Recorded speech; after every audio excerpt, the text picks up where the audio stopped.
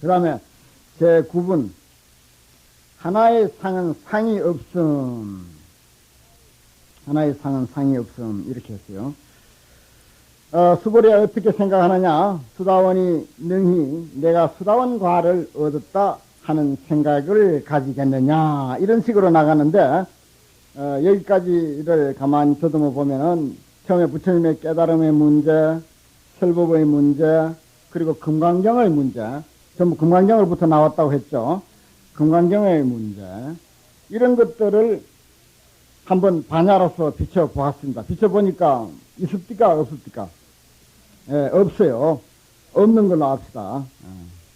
그런 것이 전혀 없습니다. 부처님의 안욕따라 삼맥삼불이도 없고, 부처님의 법도 없고, 금강경까지도 없는 거요. 없고, 또 이 대목에 와서는 그러면 부처님 입장은 그렇고, 그 당시 흔히 쓰던 어떤 그 불교 수행의 어떤 그 단계, 뭐 소승불교의 성자가 되는 단계다 이렇게 이제 이야기를 하지만은 어쨌든 공부가 어느 정도 됐다라고 하는 그런 단계를 간략하게 4단계를 이제 나누는 것인데, 이게 이제 수다원, 사담, 아나함, 아라한이에요.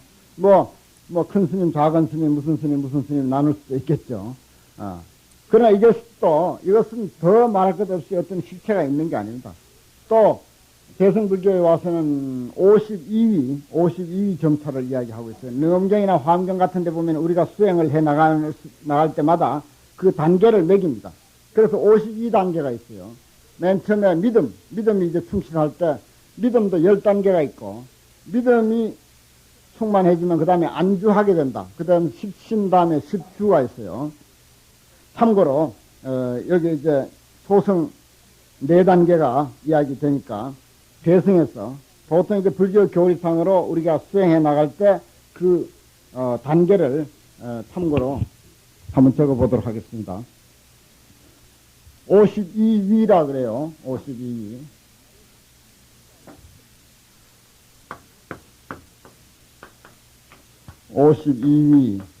또는 이것은 이제 지위점차라고 하는 것은 우리가 수행을 쌓아갈 때마다, 공부해 갈 때마다 하나하나 단계를 올라간다고 해서 지위점차라는 그런 말도 이제 쓰고 그렇습니다. 첫째는 십신이에요. 이거 십신 이름을 다 적을 수는 없고, 그냥 명목만 적어 놓으십시다. 사전 찾아보면 나옵니다.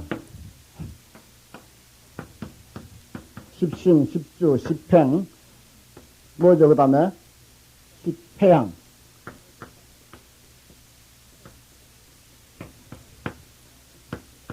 지금 여러분들 어디쯤에 와 있는지도 한번 점검해 보시기도 하고.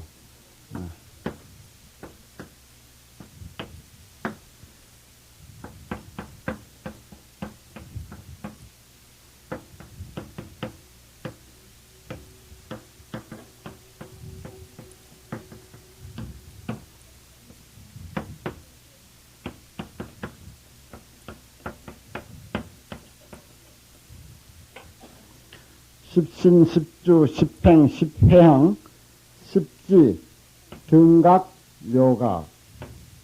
이렇게 해서 52계단 이렇게 이야기를 합니다.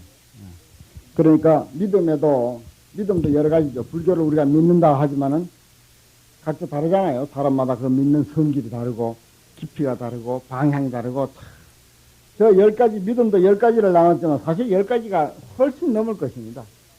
뭐 편의상 10가지로 나눴죠. 믿음이 충만해지면은 그 다음에 안주한다. 불법 속에 안주한다 해서 10주라고 그래요. 10주. 이제 불법에 안착한 거죠. 이젠 뭐 딴 데 가지는 않는다 하는 그런 그 입장입니다. 그럼 10가지 주가 있어요. 안착해서 머문다 하더라도 그것도 또 각양각색이야. 편의상 10가지로 분류해놨지만은 저것도 10가지가 훨씬 넘겠죠. 사람마다 각양각색일 테니까. 그 다음에 이제 안착했으니까 뭔가 구체적인 행위에 옮겨야죠. 그것을 십행이라 그래. 행할 행자. 그것도 행하는 것도 각양각색이야. 무슨 행도 무슨 보현행을 하는 사람이 있을 것이고, 지장보살 행을 하는 사람이 있을 것이고, 무슨 관세음보살 행을 하는 사람도 있을 것이고, 별별 행위, 또 뭐 그동안 경전에 없었던, 과거 사람이 상상치도 못했던 그런 기발한 행을 또 스스로 만들어서 할 수도 있을 것이고, 그러나 편의상 이제 십행이라 그러죠. 그 다음에 십회향이라. 그동안 한 것을 이제 회향한다 해가지고, 회향하는 것도 역시 이제 수행의 한 단계인데, 저것도 이제, 우리가 뭐 기도 회향, 무슨 회향 그런 소리 잘 쓰죠. 그때 이제 쓰는 회향인데, 저것은 사실은, 중간에 있지 않습니까? 보십시오. 중간에 있어서 회향이라고 하는 게 끝이 아닙니다. 해소향대라. 작은 것을 돌이켜서 큰 데로 향한다. 보다 더 나은 데로. 뭐 졸업했다고 공부 끝내는 사람은 없잖아요. 보다 더 높은 학교로 가야 되고, 보다 더 깊은 공부에 들어가야 그게 바람직한 회향이 되죠. 우리 기도도 마찬가지입니다, 기도도. 여태까지는 뭐 아이들 뭐 교육을 위해서 기도했지만은, 이제는 아이들 성부를 위해서 하겠다. 뭐 이런, 보다 더 차원 높은 그런 생각을 하는 것. 이것이 이제 진정한 기도 회향입니다. 아시겠죠? 끝내버리면 그 회향 아니에요. 그건 큰일 나는 것입니다. 끝이라고 하는 것은 없습니다. 정진. 그냥 정진만 있을 뿐이죠. 불교인에게는. 그냥 끝없이 정진만 있을 뿐입니다. 그야말로 우리의 한 마음의 꽃이 천개의 태양이 동시에 머금고 있는 듯한 그런 힘이 한껏 꽃 피울 때까지 계속 정진만 있을 뿐이죠. 그 다음에 십회향 다음에 그 다음에 십지라고 해서, 저건 이제 굉장히 이제 높은 그 지위라고 그러죠. 뭐 정확한 것은 아무도 알 수가 없고, 원효대사가 팔찌보살이다 하는 그런 이야기가 있어요. 원효대사가 팔찌보살이었다. 왜냐하면은 팔찌보살에 걸맞는 그런 어떤 그 수행이 됐었다는 거죠. 팔찌에 가면은 환경에는 지위마다 나나치 그 설명이 있습니다. 설명이 있어요.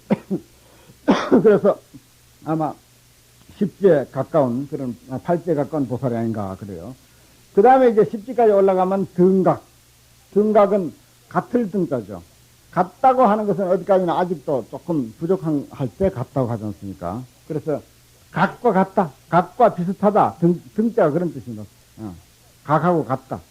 그 다음에 이제 마지막 이제 깨달음을, 성불의 상태를 묘각이라 그래요. 미묘한 각.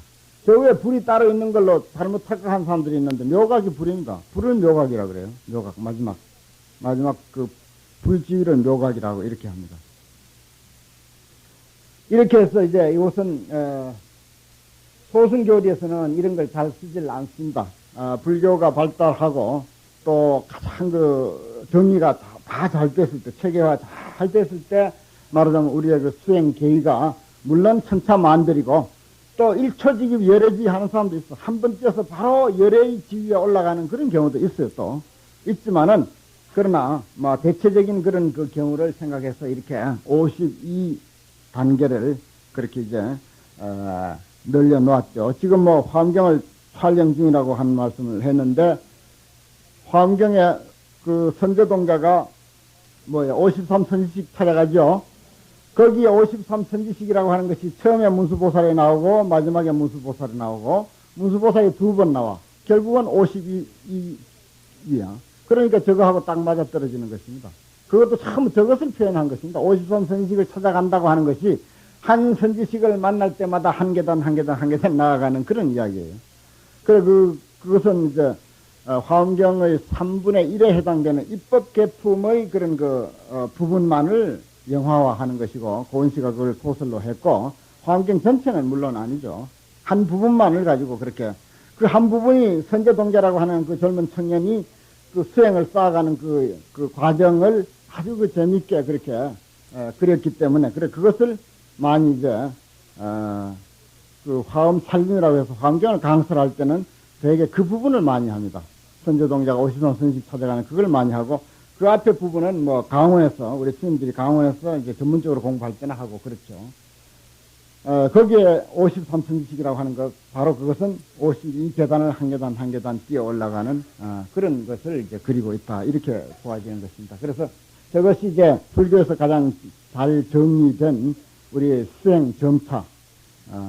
저렇게 뭐 꼭 올라가는 것만도 아니고, 앞서 말씀드렸듯이 한 번 뛰어서 열애지에 올라갈 수도 있고, 또 저기서 십신이라고 했지만 뭐 십신이 아니라 백신도 될 수가 있겠죠. 사실은 그 믿음이 또 올라갔다가 내려올 수도 있겠고, 안 그렇습니까? 좀 심심이 퇴타하면은 조금 한 서너 계단 올라갔다 또 내려오기도 하고, 그런 수도 이제 있으니까 저건 이제 뭐 대체적으로 저렇게 이제 분류를 한다 하는 그런 이야기입니다. 소승 불교에서의 성자가 되어가는 네 가지 계단, 요거 제 구분은 잠깐 쉬었다가 하도록 하겠습니다. 앞서 말씀드린 대로 부처님의 깨달음과 부처님의 설법과 그리고 금강경, 여기까지 다 반야로서 비춰보았을 때 우리들이 상식적으로 있느니 없느니 하는 그런 어떤 그 한계성 속에 존재하는 그런 것들은 아니더라. 깨달음도 설법도 경도 그런 이야기고, 그렇다면 여타 수행자들의 깨달음의 문제, 또 수행해서 얻은 그 어떤 그 결과의 문제, 이건 그러면 어떠냐? 이것 또한 반야의 지혜로서 또는 반야의 광명으로 비춰봐야 하지 않겠는가 하는 그런 입장이 되겠습니다. 여기서는 수불에 어떻게 생각하느냐? 수다원이 능히 내가 수다원과를 얻었다 하는 생각을 가지겠느냐? 수불이가 말씀드렸다. 아니옵니다. 세존이시여. 왜냐하면 수다원은 이름을 성류에 든다. 그래서 임유라 그래요. 성류에 든다. 번역을 하면은 성류에 든다. 임유. 성류에 든다 하오나, 실로는 들어간 바가 없사와 형상이나 성향 미촉법에 들어가지 아니하오니 이를 수다원이라 이름하옵니다. 성류에 든다 하지만은 이 세계에 존재하는 모든 것들 그 어디에도 들어가는 것은 아니다. 이 세계에 존재하는 모든 것들 뭐겠어요? 색, 성, 향, 미촉, 법이죠. 그것밖에 달리 없습니다. 그건 우리들의 삶의 터전이에요. 사실은 인간으로서 살아가는 그 어떤 근거는 사실은 색, 성, 향, 미촉법 그거 모두지. 그거밖에 달리 없습니다.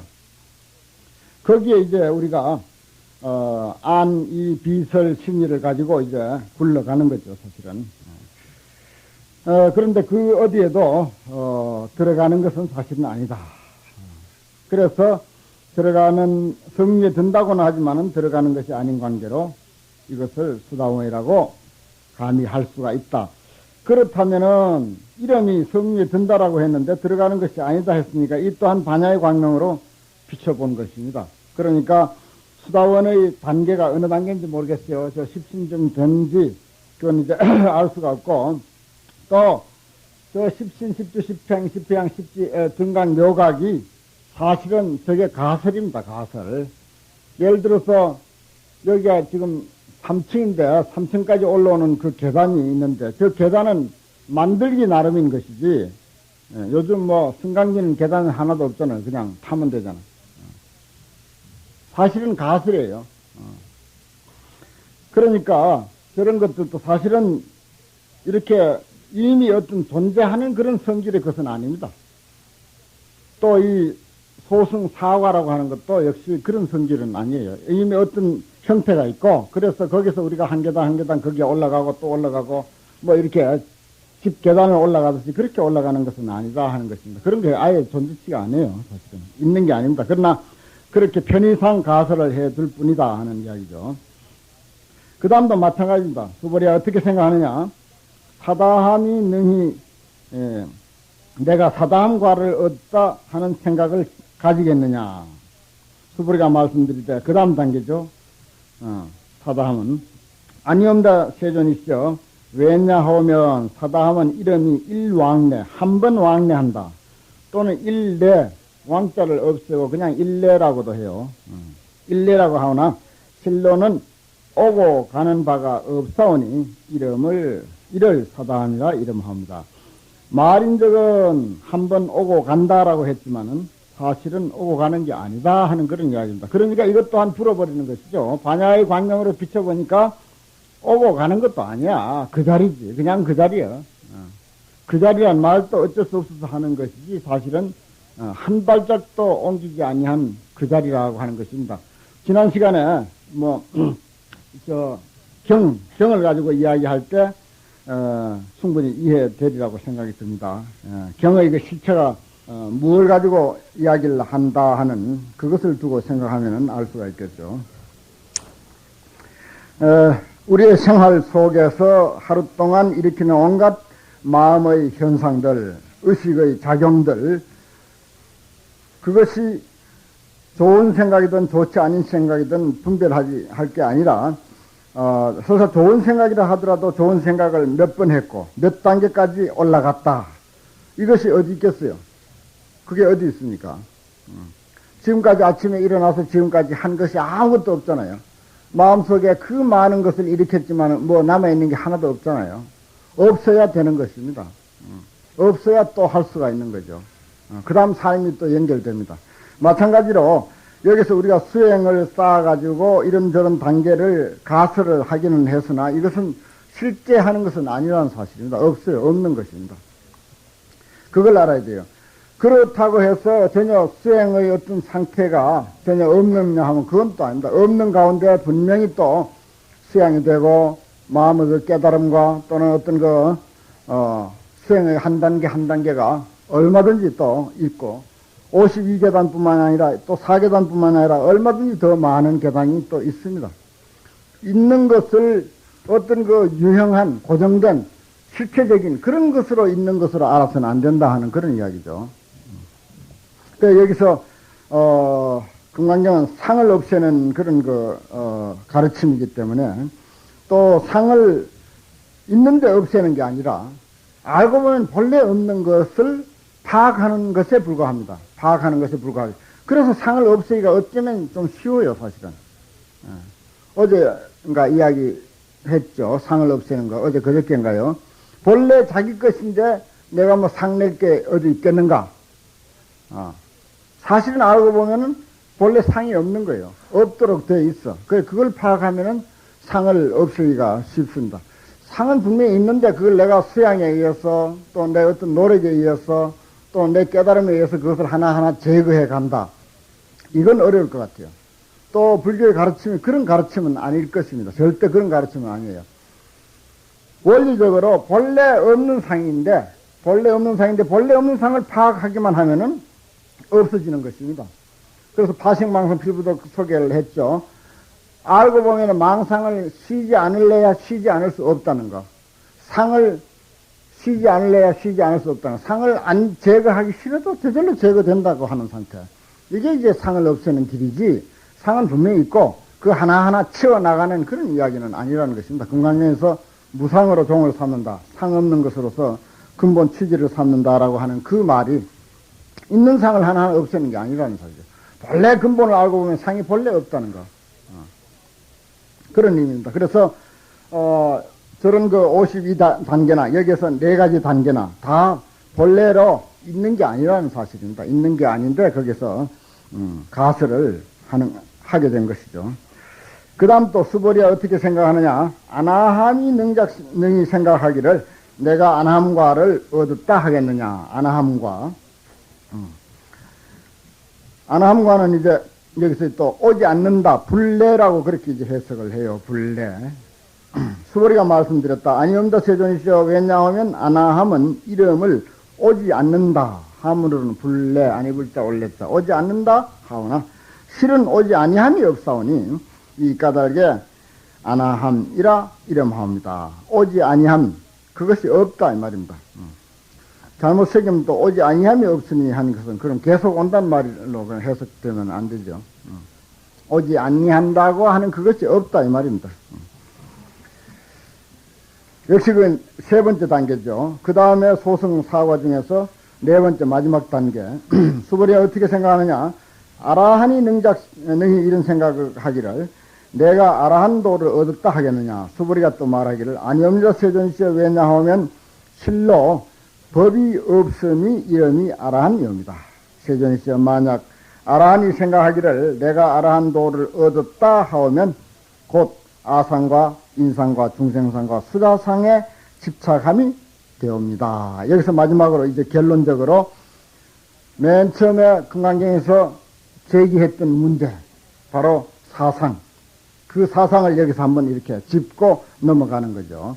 그래서 쭉 이제 부처님의 깨달음, 부처님의 설법, 금강경, 그 다음에 또 이 수행, 소승 사과들의 그 수행 단계, 이것을 쭉 이야기해 오다가 그 맥락이 딴 데로 가지 않도록 결국은 아상, 인상, 중생호, 수자상 그것을 떼는데 목적이 있으니까 그것을 여기서 한번 더 짚고 넘어가는 그런 이야기입니다. 여기서 아라한이라고 하는 것을 조금 더 부연해서 설명드리면은 부처님을 아라한이라고도 하죠. 열애 아라하 삼맥 삼붓다 그런 표현도 있거든요. 아라하. 또 열애 십호 가운데 열애 응공이라고 한 말이 아라한을 번역한 것입니다. 그래서 응공, 공양받을 만하다 이 말입니다. 남의 공양을 받을 만하다. 그 다음에 살적, 도적을 죽인다. 그렇게도 해석합니다. 도적을 죽인다. 도적은 뭔가 하니 우리가 육근을 통해서, 육근이 도적이에요.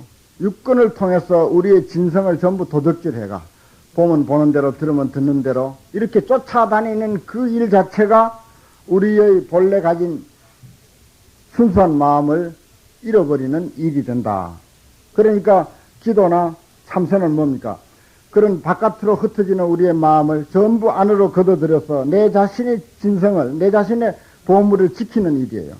지키고 그것을 내 것으로 해서 한껏 꽃피우는 일이 말하자면 참선이고 기도다. 이렇게 이제 정리를 한다면은 우리가 보고 듣고 하는 것을 통해서 사실은 본래 가지고 있는 우리의 능력을 도적 맞는 거죠. 도적 맞는 것. 그래서 기도나 참선을 통해서 내 자신의 진실한 모습으로 돌아와서 내 자신 속에 있는 무한한 파워를 한껏 터뜨리는 일. 이것이 기도고 참선이다. 이렇게 보아서 여기서 이제 살적 도적을 죽인다라고 하면은 이미 바깥 경계를 쫓아서 허둥대지 않는다 하는 그런 이야기예요. 바깥 경계에 따라서 우리는 매일매일 바깥 경계에 따라서 허둥대는데 이미 아라한 정도가 되면은 바깥 경계에 그렇게 허둥대지 않고 그렇게 쫓아다니지 않는다. 내 자신의 본성을, 진실 생명을 지킬 수 있다 하는 그런 입장이 되겠습니다. 그 다음에 또 불생이라고도 번역을 해요. 아니불자 날생자. 다시는 태어나지 않는다. 그 다음에 또 이 악 떠날 일자 악하락자. 악을 이미 다 떠났다. 그 다음에 또 무학이라고도 번역합니다. 무학대사라고 하는 그 무학. 배울 것이 없다. 더 이상 배울 것이 없다 하는 그런 뜻으로 무학이라고도 그렇게 이제 해석을 하죠. 저 대승불계 52위와 연관시켜서 살펴보았는데 여기서 조금 더 짚고 넘어가야 할 그 내용이 있습니다. 수다원을 성유에 들었다라고 하고 사다함, 아나함, 아라함 이것은 네 가지, 왜 네 가지 단계로 이렇게 수행의 단계를 이렇게 꼭 네 가지로 끊었느냐, 끊은 이유가 뭐냐, 그건 이제 근거가 있습니다. 지금도 바라문들의 그 인도 그 소위 성직자들의 그 생활이 역시 비슷하고 과거는 더욱더 분명했는데 어떤 거 하면은 맨 처음에 어릴 때 한 7, 8세 되면은 이제 출가를 시킵니다. 바라문 그 교단에 넣어요. 넣어가지고 출가를 시켜서 바로 수행하는 거기에 이제 들어간다. 그게 임류예요. 성자의 무리에 들어갔다. 어려서 이제 7, 8세 출가해서 이제 들어갔단 말이에요. 산에 들어갔어. 성자들의 생활 속으로 같이 들어갔다 이거예요. 그게 이제 임류 아니니까 유에 들어갔죠. 그 다음에 두 번째가 뭐죠? 사다하면 뭐라고 번역한다? 예? 일왕래죠. 일왕래. 한 번 갔다 온다. 어디를 한 번 갔다 와. 사전적인 해석은 천상에 갔다 온다. 그래 되어 있습니다. 천상에 갔다 온다고 그래 되어 있거든요. 그게 이제 전통적인 해석이고 또 사전에도 보면 어디 없이 그냥 천상에 갔다 온다 그래 되어 있습니다. 천상에 가서 한번 다시 와가지고 수행을 해서 그 다음에 죽으면 끝난다 이래버려요. 그러면 천상에 가가지고 다시 여기에 와서 수행을 할지 또 천상에 가면은 천상에 어떻게 가는지 사실 그게 애매모호합니다.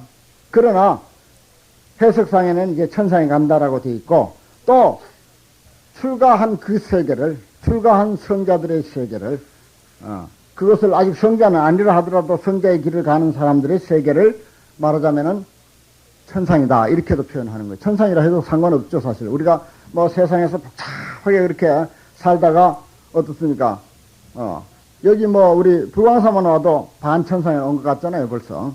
근데 저기 깊은 산 중에 말이지 오대산 같은데 아주 그야말로 개소리, 닭소리 안 들리는 그런 아주 청정한 도량, 맑고, 밝은 그런 어떤 그 환경 속에 가면 그대로 천상이지 뭐. 인도나 우리나라나 역시 같습니다. 그래서 그것을 천상이라고 그렇게 표현을 할 만하고 또 표현해도 상관은 없습니다. 천상을 지나서 아이고 극락 같다 그러죠. 극락 같다. 천상은 극락보다 훨씬 못한 데인데. 그런데 여기서 일왕래 한 번 갔다 온다라고 하는 것이 뭔고 하니 사실은 어려서 출가했죠. 그러면 20세 전후가 되면은 한 번 집에 가는 거예요. 집에 갔다 오는 거예요. 천상에 갔다 오는 게 아니라 사실은 집에 갔다 오는 거예요. 환속을 해요. 환속을 해서 결혼을 하고 가계를 잃고 그래서 한 40여세까지 삽니다. 그래서 세속에서 해야 할 임무를 다 해요. 그래서 바람은 족이 있잖아요. 바람은 족이. 만약에 7, 8세 출가해서 그걸로 끝난다면은 바람은 족이 있을 택이 있으니까 없어야 옳지. 근데 바람은 족이 계속 계승하거든요.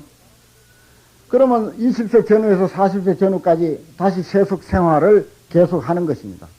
그래서 40세 전후가 되면은 자식들도 다 이제 키웠고 또 가게도 어느 정도 정리가 됐고 그래서 40세 전후 내지 50세 가까이 되면 재차 출가를 하는 거예요. 그 다음에 재차 출가를 뭐라고? 그 다음에 불례라 그랬지. 다시는 오지 않는다. 이제는 올 필요 없는 거예요. 이제 완전히 세속하고는 이제 끝나는 거예요. 다시 올 필요가 없는 거예요.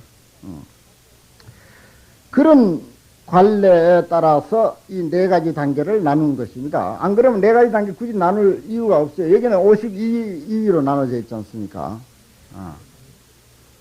그러니까 그게 굉장히 설득력이 있는 거예요. 그러니까 그 당시로서는 이 설명이 아주 타당하고 그럴듯해. 그리고 말이 똑같잖아요. 성유에 들어간다. 어려서 출가하니까 그 성유에 들었잖아요. 그 다음에 다시 20일 전후해서 나오니까 한번 갔다 와야 돼. 그 다음 단계가 40, 50 되면은 다시 이제 들어가. 불례야, 그때는. 한번 이제 가면은 다시는 안 와. 천상에 가가지고 다시 안 온다. 다시 안 와가지고 다시 지옥으로 갔는지, 극락으로 갔는지, 어디로 갔는지 알 수가 없잖아요. 그야말로 천상으로 가가지고 성자가 됐는지, 여기 사전적인 해석대로 성자가 됐는지. 그러니까 이 해석은 그 당시는 이것이 그렇게 어렵게 여겨지지가 않았을 것입니다. 뭐 딴 그 이유가 없을 거예요. 이렇게 써놔도 다 그렇게 알았을 테니까. 지금은 우리가 그런 사전적인 해석을 하면은 이해가 안 되죠. 또 거기 문제가 아주 많습니다. 그런 내가 이제 해석한 대로 또 거기에서 글자가 표현하고 있는 대로 낱말이 표현하고 있는 대로 수다원, 그 다음에 사다함 일왕래 한번 갔다 온다. 그 다음에 아나함, 이제 재차 들어가니까 다시는 오지 않는 거예요. 40, 50대 돼서 이제 출가를 하면은 다시 뭐 올 이유가 뭐 있어요? 아무 이유가 이제 없는 거죠. 재발심이 돼가지고 탁 들어가서는 이제 그때는 아주 철저히 이제 정진만 하게 되는 거죠. 그래서 이제 아라한이 되는 거지. 아라한은 이제 성자가 되는 거예요. 그 다음에 이제 깨달은 사람은 이제 그 다음부터 아라한이라고 이렇게 하는 거예요. 아라한은 그 다음에 뭐 오느니 가느니 하는 그런 이야기가 없잖아요. 그런 이야기 없는 걸 보십시오.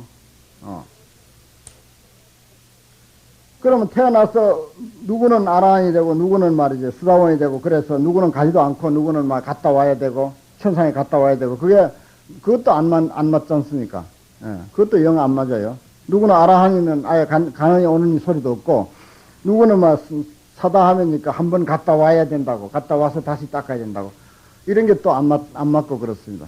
그래서 이것은 그렇게 이해하는 것이 아주 현실적으로 타당한 그런 문제고 또한 전통적으로 인도의 수행자들의 어떤 그 생활상을 우리가 엿볼 수 있는 그런 그 입장도 되고 그렇습니다.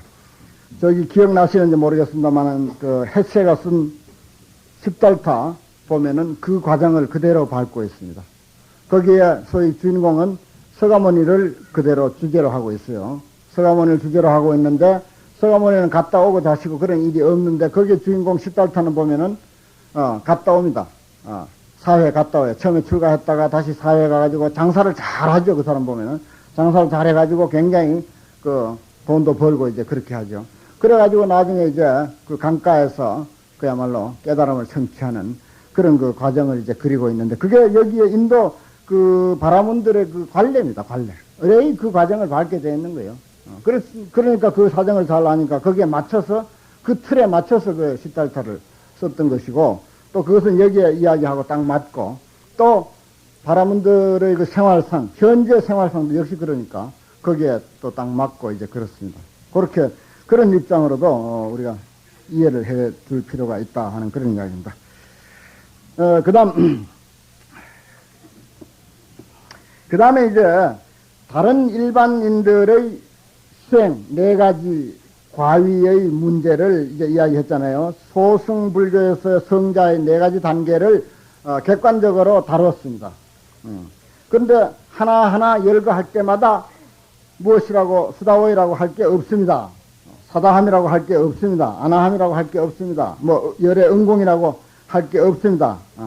이런 이야기 했죠. 아라한도를 얻었다 하면 뭐라고? 아상, 인상, 중생상, 수자상에 걸린다. 아라한뿐만 아니라 수다원도 아상, 인상, 중생상, 수자상에 걸리고 다 걸려요. 다 그게 다 걸린다. 그렇게 해서 결국은 소승사과도 전부 상을 떼는 입장으로 상을 다 여의는 그런 입장으로 이야기를 했고, 그래야 그게 올바른 수행이다 이렇게 했고, 그 다음 그 사람들 문제는 놔두고 수보리 네 문제부터 한번 이야기해보자 그런 이야기입니다. 그 다음에는 수보리 문제가 이제 대두되는 거죠. 부처님에 대한 문제, 그 다음에 쭉 이렇게 걸어 내려오면서 금강경에 대한 문제, 그 다음에 일반적인 수행자들의 네 가지 단계 문제, 그 다음에 수보리의 문제입니다. 세존이셔 부처님께서 저를 무쟁삼매를 얻은 사람 가운데서 가장 으뜸이라 말씀하셨으니 그랬어요. 무쟁삼매. 이건 이제 삼매의 이름이기도 하지만은 말하자면 마음의 갈등이 없는 것, 일체 갈등이 사라진 것을 무쟁삼매라 그럽니다. 우리 저 개법장지는 뭐죠? 옴 아라남 아라다. 옴 아라남. 아라남이 무쟁입니다. 무쟁삼매예요. 무쟁삼매 속에서 법렬에 만족하여지이다. 그게 이제 번역하면 그래요. 옴 아라남 아라다를. 옴은 이제 굉장히 많은 뜻이 있고, 아라남 아라다가 무쟁삼매입니다. 무쟁삼매 속에서 법렬에 만족하여지이다. 요거 이제 또 지는 또 부수입을 하나 알아두십시오. 우리가 경전을, 개법장지는 경전을 펼치고 경전 속에 들어가는, 경전을 펼치고 경전을 읽는 가장 바람직한 태도가 뭐냐? 개법장 옴 아라남 아라다거든요. 그럼 옴 아라남 아라다, 경전을 읽는 가장 바람직한 태도, 무슨 경전이라도 좋습니다. 뭐 옆에 집에 가서 빨래를 빠는 경전이든지 뭐 밥을 짓는 일이든지 무엇이든지 경전일 수가 있는 거죠. 옴 아라남 아라다요. 갈등 없이, 갈등은 뭐냐? 번외 없이, 이것저것 분별 없이, 다른 생각 없이, 잡념 없는 게 갈등이에요. 딴 생각하고 이 생각하고 싸우는 게 다툼 아닙니까? 그러면 다툼이 없다는 소리는 다른 생각이 없다는 소리입니다. 딴 생각이 없다는 소리가 무쟁이에요. 이견이 있을 때 다투잖아요. 이견이 있을 때 다투지, 이견이 없는데 뭐 하려고 다투요? 그건 다툰다고 하질 않지. 전부 하나의 뜻으로 직결된 것이고 통일된 의견이지. 통일된 의견은 다툴 게 없죠. 의견이 다를 때 다툰다. 그래서 경을 읽을 때는 오로지 철저히 경만 읽는 것. 그게 옴 아라남 아라다지. 그게 가장 경을 제대로 개법장진언을 가장 바람직하게 경전을 펼치는 길이다. 그렇게 되어 있습니다. 진언을 해석을 하면 그게 그렇게 되어 있어요. 여기서 무쟁삼매라고 하는 것 역시 마음에 아무런 다른 생각이 없는 것, 갈등이 없는 것, 그걸 말하는 것입니다. 저를 무쟁삼매를 얻은 사람 가운데 이 사람은 무엇이 있는지 하면 그것뿐이야. 철저히 그것만.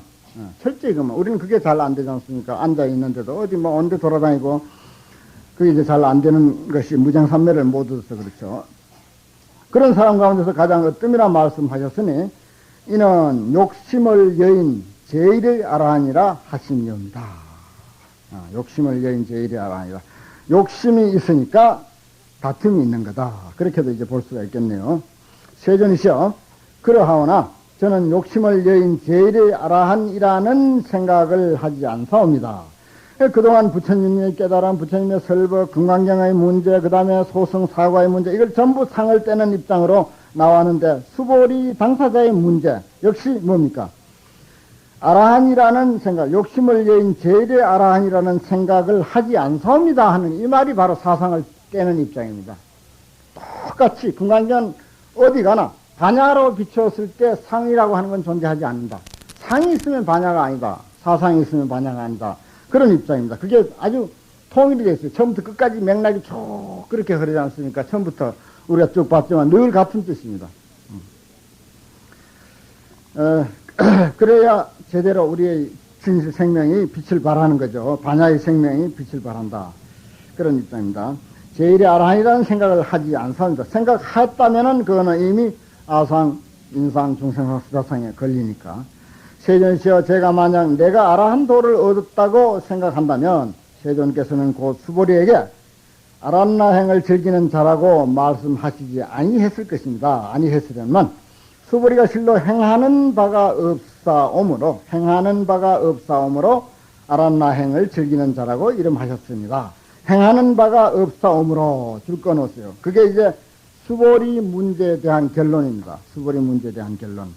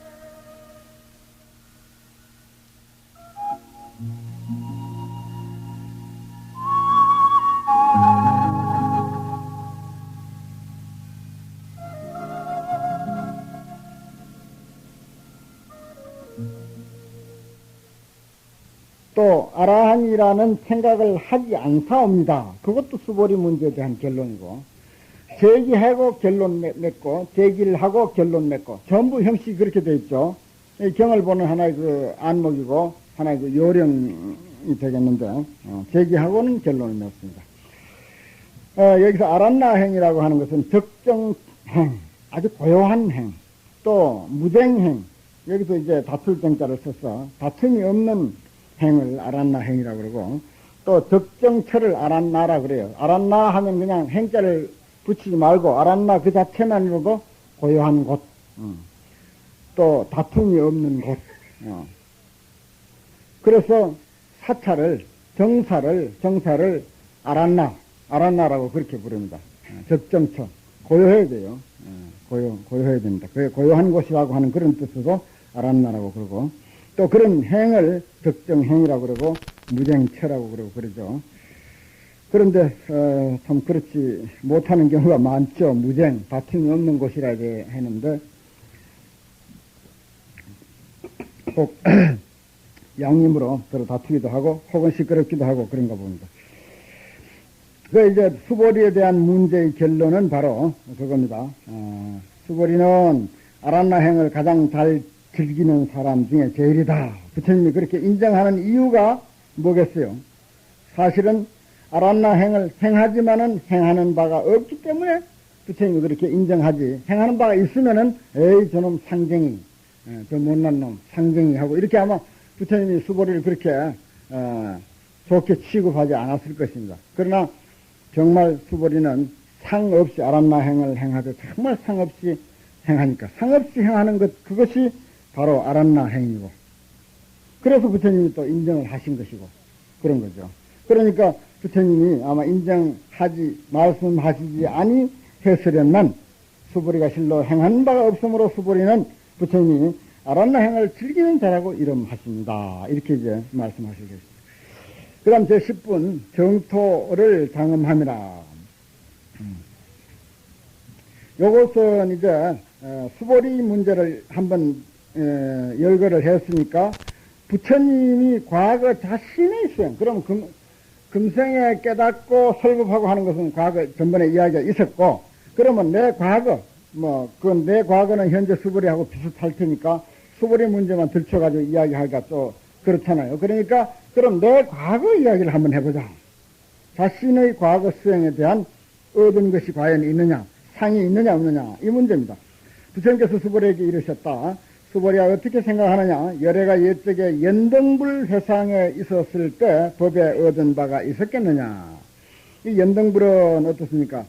서가모니 부처님께서 수행할 때, 보살로서 수행할 때, 보통 평범한 수행자로 수행할 때 부처님이 연등불이 오시는 길에 진흙이 있고 물이 있고 시궁창이 있고 그래가지고서 아주 그 시궁창이 있고 물이 고여 있는 곳을 머리를 풀어가지고 그 물을 덮어서, 진흙을 덮어서 부처님 발에 흙이 묻지 않도록 밟고 지나가시라고 이렇게까지 보살행을 실천했던 그런 부처님입니다. 그래서 그 갸륵한 보살행을 보고서 연등 부처님이 서가모니 전신 보살에게다가 수기를 주죠. 참 훌륭하다.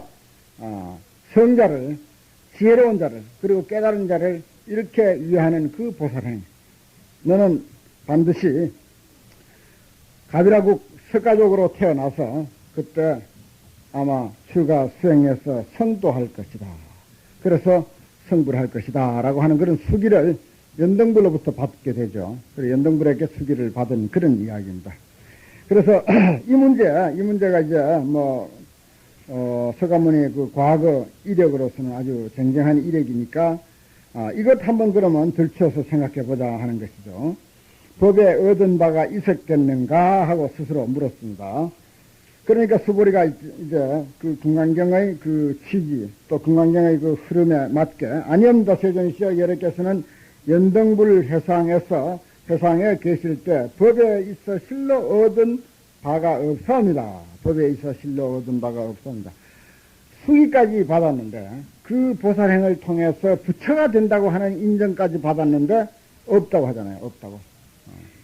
없다고 하는 것이 반야의 관명으로, 반야의 안목으로 비춰봤을 때 그건 있다고 할 게 못 되는 거죠. 있는 게 아니고 또 수기 받은 게 뭐가 형상이 있습니까? 뭐가 있습니까? 아무것도 없는 거예요. 그러니까 한결같이 수보리 개인 문제나 또는 보통 사람들의 사과 문제나 또 현재 서가모니의 그 깨달음 또는 설법, 금강경, 그 다음에 과거 부처님께서 얻었던 것 철저히 파헤치는 것입니다.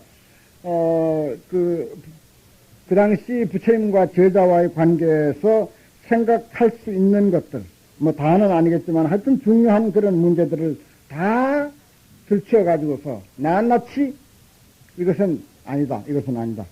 상이 만약에 조금이라도 있다면 그 무엇도 아니다 하고 낱낱이 그렇게 상을 깨뜨리는, 집착을 깨뜨리는 그런 형색을 취하고 있습니다. 그래서 쭉 이제 나가고 있지 않습니까? 그런 식으로. 그래서 부처님 과거까지 지금 덜먹거렸어요. 그래서 부처님 과거를 들춰봐도 역시 그것은 실로 얻을 바가 없사옵니다. 이렇게까지 철저히 상을 제거하고 상을 부수고 있습니다.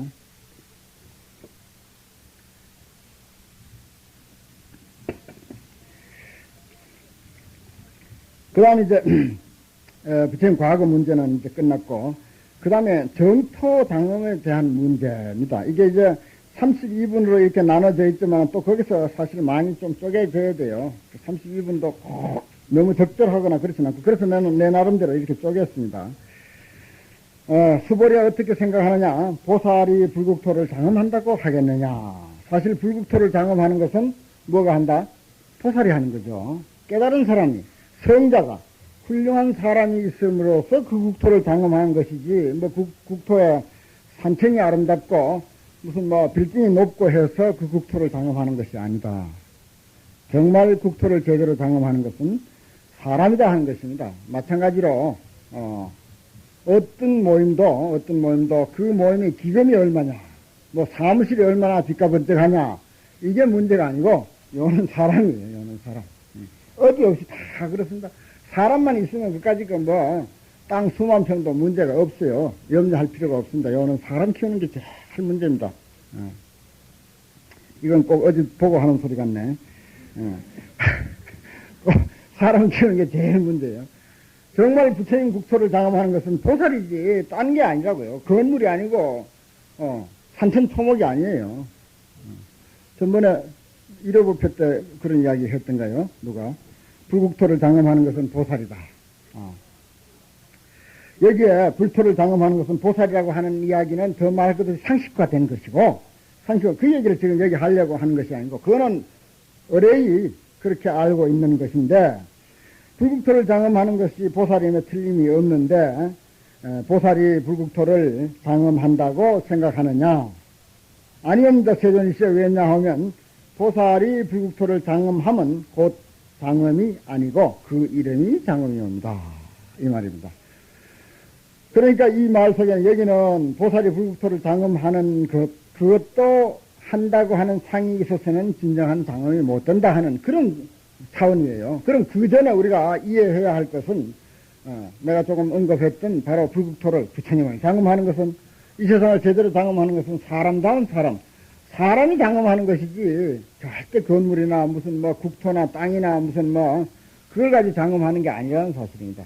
사실 뭐 그렇잖아요. 뭐 산중에 아무리 법당이 훌륭하고 큰 게 있다 하더라도 사람이 없으면 그 뭐 하니까 아무 소용이 없는 거예요. 아무 소용 없습니다. 이건 뭐 어디 없이 다 같이 적용되는 그런 원리라고 생각합니다. 이거는 훌륭한 사람이 있는 것, 그것이 불국토를 장엄하는 길이다. 그것이 이제 그 밑에 깔려 있고, 그건 이미 우리가 상식화된 것이고, 여기에서 공항에서 이야기하고자 하는 것은 그것이 아니라, 그런 것을 어떤 그 상으로 또는 어떤 고정된 그 무엇이 있어서 장엄한다고 또 그렇게 생각하면은 그거는 장엄이 아니다 하는 그런 이야기입니다. 그 이름이 장엄이다. 장엄한다. 물론 장엄하지. 그러나 장엄한다고 하는 것은 이름일 뿐이다.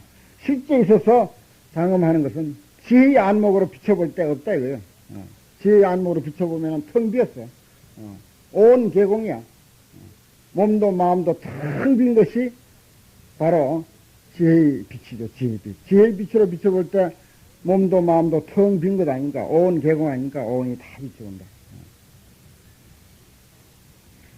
물질 말할 것도 없고, 물질의 가장 그 기본이 우리의 몸이고, 그 다음에 이제 외물질, 내물질, 외물질, 그죠? 내사대, 외사대, 이제 그런 말을 쓰는데, 우리의 몸은 내사대라고 하고, 바깥에 있는 사대는 외사대라, 이렇게 이야기를 합니다.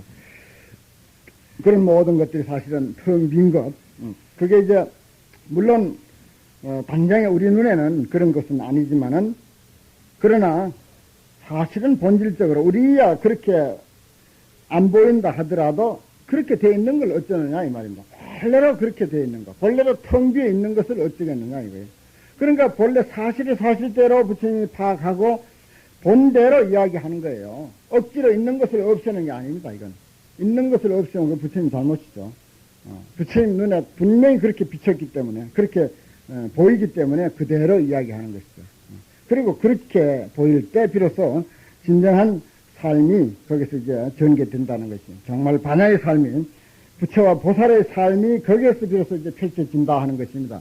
있는데, 있을 것 같으면 곳곳에 걸려서 안 되죠. 이리 가도 부딪히고 저리 가도 부딪히고, 그냥 걸리는데 그냥 걸리다 보이다 보죠, 사실은. 뭐 우리가 하려고 해보십시오. 뭐든지 다 걸립니다. 근데 걸려. 너무 많이 걸려. 왜 걸리는가? 걸리는 거 따지고 보면 추궁해 들어가 보면 뭐냐? 나라고 하는 것하고 너라고 하는 것. 그것 때문에 걸려요. 뭐 여기서 일하려고 한번 해보십시오. 일하려고 하면 왜 그래 걸리고 뭐 문제가 그래 많은지. 따지고 보면 아무것도 아니야. 나라고 하는 생각. 뭐 그걸 좀 더 구체적으로 하면 자존심. 그거지. 대도하는 자존심, 그걸 그냥 서로 내세우다 보니까 이리 걸리고 저리 걸리고, 그래갖고 막 일이 막 안 되고. 그렇잖아요. 그러니까 그것은 바로 우리가 지향하는 바 반야의 삶이 못 되는 거지. 그러면 그것이 걸리는 거, 사상, 나니 너니 하는 그 상이 없어짐으로 해서 활달무야해지는 거죠. 아무것에도 걸리지 않고 자유로워지는 것이고, 정말 밝은 그런 그 삶, 자유로운 삶, 정말 힘 있는 삶, 힘에 넘치는 그런 삶이 거기서 나오는 것입니다. 걸리니까 힘을 쓸 수가 있어야지. 안 걸리면 힘을 쓸 텐데 걸리니까 힘을 쓸 수가 없는 거예요. 그래서 진정 힘 있는 삶, 반야는 그냥 비치기만 하고 턴 비기만 한 게 아니에요. 그야말로 천 개의 태양이 동시에 떠 있는 듯한 그런 에너지를 발산하는 그런 삶이 반야의 삶입니다. 그냥 텅 비고 시원하고 아무것도 없는 그런 삶을 말하는 것은 절대 아닙니다. 반야가 됨으로 해서, 반야의 삶이 됨으로 해서 엄청난 에너지가 거기서 발산하는 거지. 그런 힘에 넘치는 삶, 원력에 넘치는 삶, 생명력이 넘치는 그런 삶을 여기서 암암리에 나타내고 있는 것입니다. 이 까닭에 수보리야 모든 보살 마하살은 마땅히 이와 같이 청정한 마음을 낼지니, 청정한 하는 것은 텅 빈, 반야로서 비춰봤을 때 깨끗한, 여기서 청정한이라고 하는 것은 텅 비어서 깨끗한 것입니다.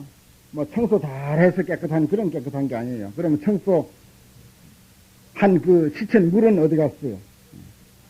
또 쓴 쓰레기, 썰어 담은 쓰레기는 또 어디 갔습니까? 어디 버릴 데가 어디 있습니까?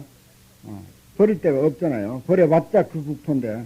그러니까 여기서는 텅 빈 것으로 본 그런 안목의 그 입장에서 볼 때 청정한이라고 하는 것입니다. 이와 같이 텅 빈 마음, 청정한 마음을 낼지니 마땅히. 그러니까 사상을 비운 마음이 청정한 마음입니다. 절대 깨끗한, 더러움에 상대되는 깨끗함을 뜻하는 게 아닙니다. 불교에서 청정이라고 하는 것은 훌륭하다, 텅 비었다, 수승하다, 그런 여러 가지 의미가 있습니다. 그런 마음을 낼지니 마땅히 형상에 머물러서 마음을 내지 말며 마땅히 성향미촉법에 머물러서 마음을 내지 아니하고 응당 머문 바 없이 그 마음을 낼지니라. 이건 뭐죠? 뭐라고? 누가 아네? 제2사국에 아주 똑똑하십니다. 그리고 또 한 가지 여기서 우리가 상기해야 할 것은 뭐죠? 맨 처음에 부처님께서 수보리가 금강경에서 우리의 공부의 대상으로 제기했던 마음을 어떻게 한국받으며 또 우리가 어떻게 머물어야 바람직한 삶이 되겠는가? 주항, 머무는 문제와 한국받는 문제 기억나십니까? 예, 그걸 물었죠. 그걸 여기서 이제 한번 짚고 넘어가는 거죠. 그러면 우리가 뭘 이야기하다가 한참 하다 보면 딴 데로 가도 아니 내 이야기가 어디까지 했지? 무슨 이야기 하려고 했지? 그런 경우가 허다하죠. 마찬가지입니다. 여기도 보면은 가끔 처음에 제기했던 그 포인트를 자꾸 상기시키면, 여기 이제 바로 상기시켰잖아요. 맨 처음에 제4분에 가면은 그 문제가 이제 처음에 이제 대두됐죠. 정정분 다음에 제4분에 보면 어떻게 한국 받겠습니까? 어떻게 머물겠습니까? 하는 그 얘기를 했는데 바로 여기서 그것을 딱 상기시켜서 지금까지 쭉 이야기해온 이것은 바로 사는 길이다. 바로 사는 길. 주라고 하는 것은 주소, 사는 곳. 그래서 머문다고 하는 말은 사실은 사는 방법이에요. 사는 거. 우리가 살아가는 거. 가만히 있는 게 주가 아닙니다. 그냥 사는 거 모두를 주라고 그래요. 그러니까 색성향 미촉법. 거기에 안주하지 말고, 거기에 집착하지 말고 한껏 마음을 펼쳐라. 한껏 마음을 펼쳐라. 어디에도 너무 집착하고 안주하고 하면은 제대로 사는 게 아니다. 제대로 사는 게 아니다. 제대로 살려면, 반야로서 살려면은 그 어디에도 집착하지 않고 머물지 않고 사는 것. 그것이 제대로 사는 길이다. 이렇게 이야기를 하고 있습니다. 그걸 이제 한번 상기시키는 거죠. 저 앞에 있었던 그 문제를. 결국은 그게 이제 요 금강경의 주된 그런 그 공부의 그 내용이니까. 그래서 그걸 잃지 않고 쭉 이제 가지고 옵니다. 그러면서 제2사국이라고 하는 문제. 그 다음, 몸의 문제입니다. 몸. 이 문제 거론하고 저 문제 거론하고 이제 했다가 이제 정토 장엄 문제를 이야기했다가, 수보리에 비유컨대 만일에 어떤 사람이 있어 몸이 수미산왕만 하다면은 내 생각에 어떠하냐? 수미산만 하다. 그 몸을 크다고 하겠느냐? 수보리가 말씀드렸다. 심히 큽니다. 세전이시여. 왜냐하면 부처님께서 몸이 아님을 말씀하시어 큰 몸이라 이름하셨습니다. 그것도 한계가 있는 것. 수미산 하나가 아니라 수미산 한 100개, 1000개만 하다 하더라도 그것은 사실은 한계가 있는 까닭에 큰 것이 아니다. 몸이 아님을 말씀하시어 큰 것이라 이름하였습니다. 그러니까 본질적으로는 몸이 아니다고 한 말, 이것이 이제 여기서 이제 중요한 대목이 되겠죠. 몸이 아니라고 하는 사실.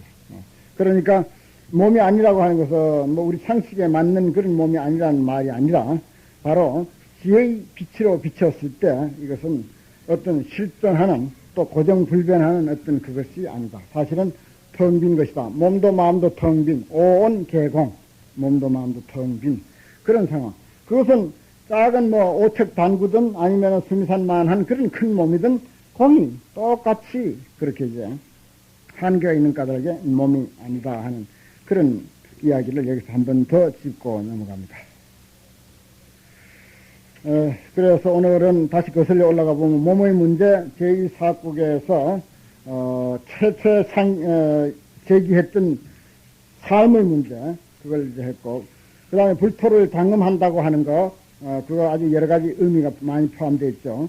그리고 부처님의 과거의 수행 그 다음에 일반인들의 그 사과에 대한 문제, 그 앞에 수보리의 문제, 그 다음에 중요한 거, 부처님의 깨달음의 문제, 깨달음에 의한 설법의 문제, 소승 사과의 문제, 뭐 이런 것들을, 낱낱이 이제 열거를 하면서, 그것 다 반야의 광명으로 비췄을 때, 고정된 그 무엇도 있는 것은 아니다. 아시겠죠? 그러면서 고정된 그 무엇이라고 생각하는 그것은 사상이다, 나다, 너다, 또는 중생이다, 그리고 나이다, 나이를 먹는 존재다라고 하는 그런 그 의식, 이것이 우리의 반야의 삶을 장애하는 아주 중요한 그 요인이 된다라고 하는 그런 입장이 지금 오늘 공부한 내용이 되겠습니다. 그 다음 제11분 무의복이 수승함이라고 하는 제목을 공부하도록 하겠습니다. 무의의 복이 함이 없는 복이 수승하다. 우리 공부라고 하는 것 사실은 그게 그런 그 역할을 하고 있죠. 이것은 본 금강경의 문제를 가지고 그동안은 말하자면은 이 몸의 문제 또 과거 부처님이 그 수행해서 얻은 것에 대한 문제, 연등불 이야기 있었죠. 그 다음에 우리들의 수보리의 문제, 여러 가지를, 이야기했는데, 이것은 이제 금강경, 본 금강경에 대한 것은, 그러면 그건 상이 아니겠는가? 상을 깨뜨리는 이야기를 한 금강경만은 그래도 남겨둬야 되지 않겠는가 하는 그런 생각을 우리가 할 수가 있죠. 안 그렇습니까? 그런 모든 가르침을 다 이렇게 훌륭하게 제공해준 금강경만은 그래도 뭐가 있어야 되지 않겠는가. 우리 상식이 그렇습니다. 그런데 이제 그것도 한번 살펴볼 필요가 있다 하는 것입니다. 수보리야, 항하 가운데 있는 바 모래수와 같은 항하가 또 있다면 어떻게 생각하느냐. 저 여러 항하에 있는 모래를 얼마나 많다 하겠는가. 이 항하강은 유명한 인도의 간지스강, 아주 인도스강하고 간지스강하고 아주 2대 강으로 그렇게 되어 있죠. 이것은 이제 설산에, 다시 말해서, 설산에서 시작을 해가지고 인도로 이제 흐르고, 부처님도 역시 이제 항하강 유역을, 기점으로 해서 교화 활동을 피웠습니다. 그래서 거기가 제일 땅도 비옥하고, 사람 살기 좋고, 여러 가지, 사람도 또 많이 살아요. 그 강 유역을 통해서 많이 삽니다. 그래서 참 유명한 강이죠. 그리고 여기에 강에 대한 그 모래 이야기를 많이 했는데, 내가 그래서 그 강에 가서 모래를 이렇게 주워서 이렇게 손으로 만져봤더니, 야, 부처님 참 맨날 항하강의 모래수라고 하는 이유를 알겠다 하는 것을 내가 거기서 느꼈어요. 왜 그런가 하니, 우리 여기 한강 모래하고 다릅니다. 한강 모래 하나, 모래알 하나면은 거기 강모래 한 10개, 20개 만들 수 있어요. 그렇게 강모래가 아주 부드러워요. 거의 먼지 같습니다, 먼지. 예. 낱개가, 모래 아래 낱개가 분별이 잘 안 돼요. 우리 육안으로 거의 분별이 안 됩니다. 그런 정도로 아주 부드러워요. 완전히 가루 같아요. 그러니까 우리가 모래를 사용하기가 좀 못하지. 어떻게 보면 흙 같고, 그래요. 그렇게 미세하고 부드럽습니다. 그러니 먼지란 말 또 잘 비유를 하고 강황의 모래알이라고 하는 말도 잘 비유를 하고 그러니까 여기 뭐 우리가 항황모래라 하더라도 그 숫자가 어마어마한데 항황의 모래라면 항황 모래 한 삽하고 한강모래 한 삽하고 같이 이제 두었다면 그 숫자로는요 비교가 안 될 정도입니다. 그렇게 숫자가 그쪽 모래가 숫자가 많습니다. 또 그것도 우리가 염두에 두고 생각을 할 필요가 있죠. 그리고 이 항하강은 키로수가 2511km, 항하강의 길이가. 우리 부산에서 서울이 몇 킬로죠? 420km인가? 그 정도입니다. 그런데 2500km, 2511km. 강 길이가. 뭐 상상이 안 되죠? 참 어마어마한 길입니다. 그런 긴 강이 흐르고 있습니다. 강이 길다 보니까 또 넓기도 넓고, 정말 어떤 때는 바다와 같은 그런 느낌을 받는 그런 넓은 강입니다. 그렇게 큰 강을 우리가 모래 숫자, 그 강에 있는 모래 숫자를 한번 생각해 봅시다. 2511km에 널려 있는 그 많은 모래 숫자. 그거 항하강은 하나인데, 그 하나의 항하강에 있는 모래수가 얼마나 많겠느냐. 여기 부처님 말씀은 너무 어이없는 표현을 하셨어요. 그것만 하더라도 우리가 어이가 없습니다. 사실 한 삽만 떠도 그 한 삽 속에 있는 모래 숫자가 얼마나 많겠느냐 해도 이건 어마어마하죠. 우리 상식으로 못 미칠 바인데. 항하강 전체에 있는 모래 숫자가 얼마나 많겠느냐. 그런데 그것도 그런 대로 우리가 이해를 한다고 하더라도 여기에 말씀은 그 모래 숫자와 같이 수많은 항하강이 있다고 치자. 그랬을 때 그 모든 항하강에 있는 모래 숫자 이렇게 되는 거예요. 그러니까 항하강 모래 숫자 곱하기 항하강 모래 숫자 이렇게 되는 거죠. 제곱이지. 항하강 모래 숫자 제곱. 그래 되니까 참 그렇더라도 어떻습니까? 그거는 무한은 아니에요. 아시겠죠? 무한은 아닙니다. 유한입니다. 그래봐야 그거 사실 별거 아니에요. 몇 개 안 됩니다. 그거 사실. 몇 프로치 안 된다. 이렇게 생각해 버리십시오. 그게 이제 우리가 금강경을 이해하는 길입니다. 얼마나 많겠느냐. 수보리가 말씀했다. 심이 많습니다. 세존이시여. 다만 여러 항하만이라도 그 여러 항하만이라도 그 항하강은 여기서 항하라는 항하강을 말합니다. 그러니까 한 항하강에 있는 모래 숫자 많겠죠. 항하강이. 그것도 오히려 많아 셀 수 없사옵거든. 하물며 어찌 그 강에 있는 모래겠습니까? 이 말이에요. 수보리야, 내가 이제 진실한 말로 내게 이르노니 그동안 거짓말 많이 했구만. 이게 일리가 내가 그냥 한 소리가 아닙니다. 이 금강경은 여기 500년이라는 말을 많이 했기 때문에 불멸 500년경에 성립된 경이다.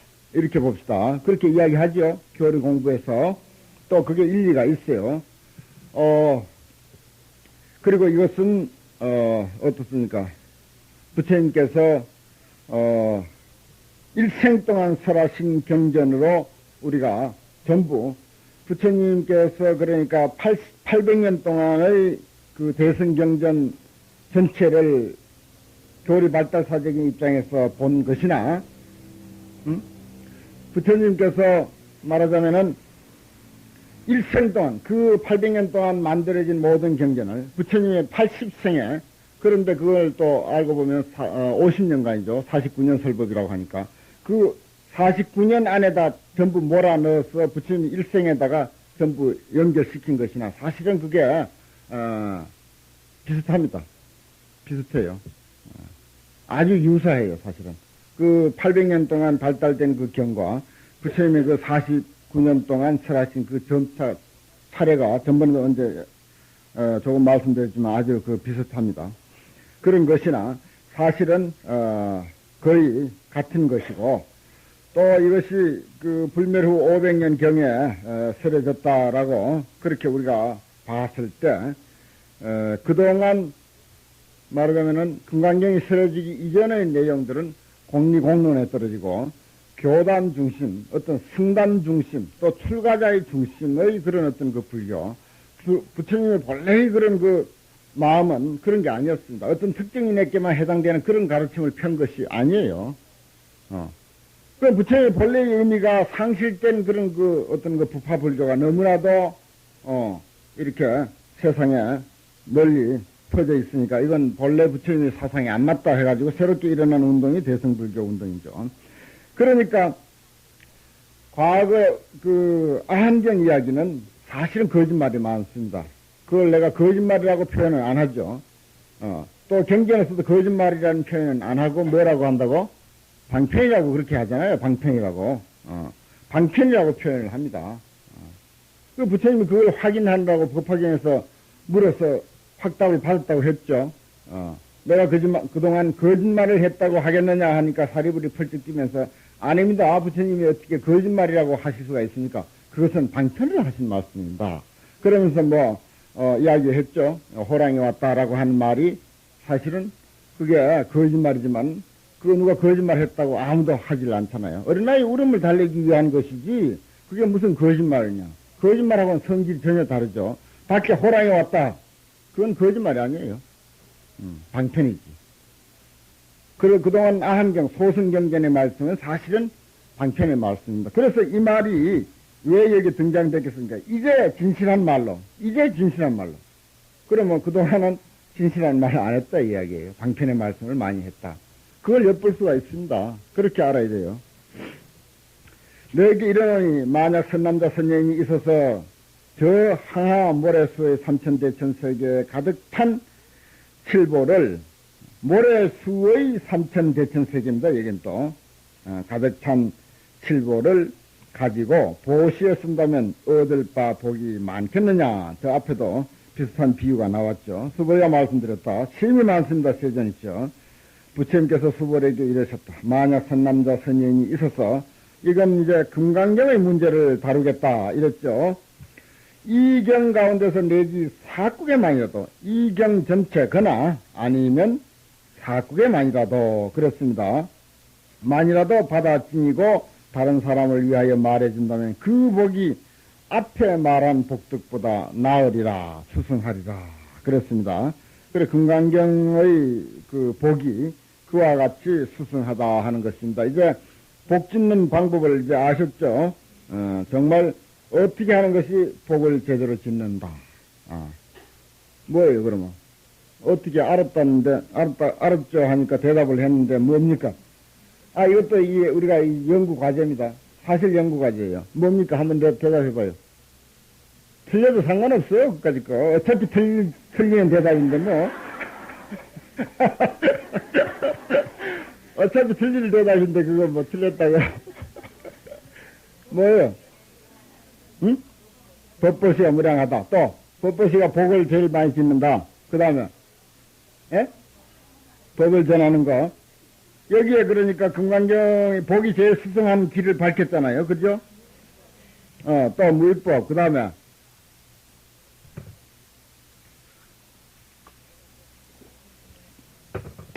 내가 이제 점수를 매겨가죠. 대답 한 사람하고 대답할까 말까 한 사람하고 그 다음에 조금 대답을 했으면 하는 생각을 좀 냅둔 사람하고 아예 이런 생각 저런 생각 없었던 사람 네 단계로 분류하겠습니다. 맞죠?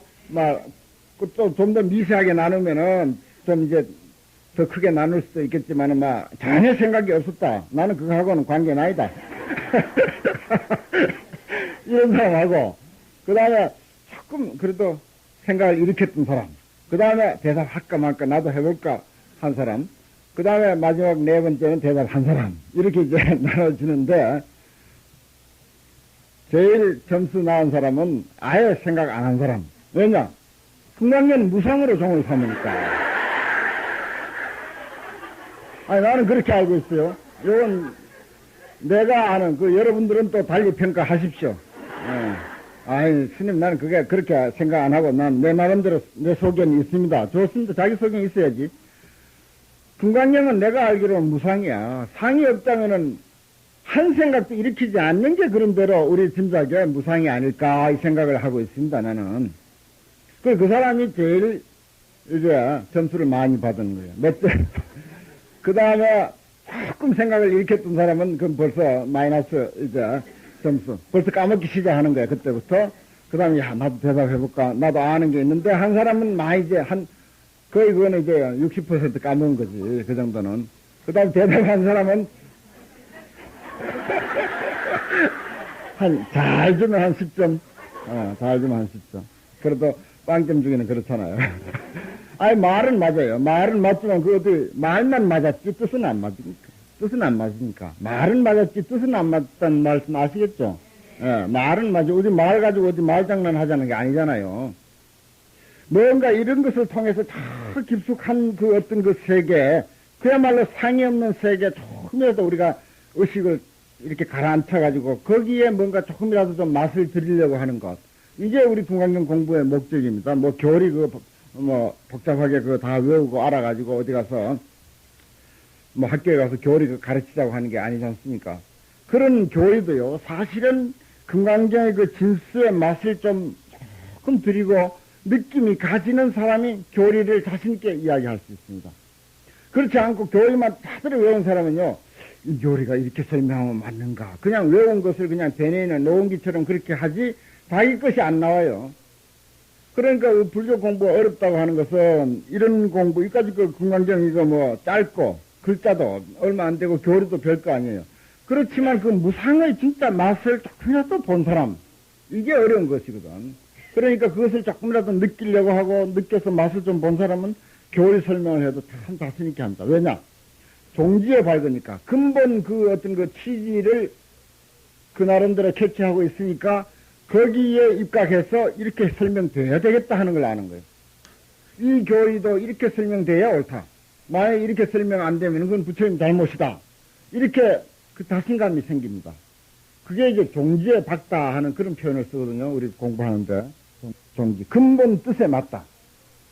부처님의 근본 뜻. 금강경의 근본 뜻에 맞다. 맞느냐 안 맞느냐. 이걸 우리가 일단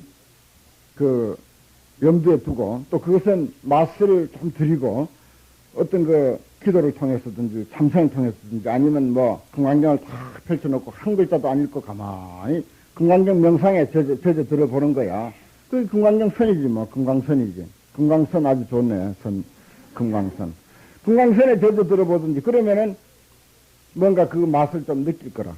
그랬을 때 거기에 올바른 소견이 이제 나오지. 그 소견에 의해서 이야기해버리면 맞는 거예요, 그거는. 교리 설사 조금, 못 외워서도 몰라도 맞게 돼 있는 거예요. 그렇다고요. 그래, 원리적인 이해를 일단 바탕으로 해야 됩니다. 불교 공부는. 꼭 잡다한 교리를 다 외워서 어떻게 합니까? 외워서 못 합니다, 그거. 외워서 하는 사람은 아무도 없어요. 그냥 원리만 알고 있으면은 어떤 교리든지 거기에 맞춰서 이제 이야기하는 거죠.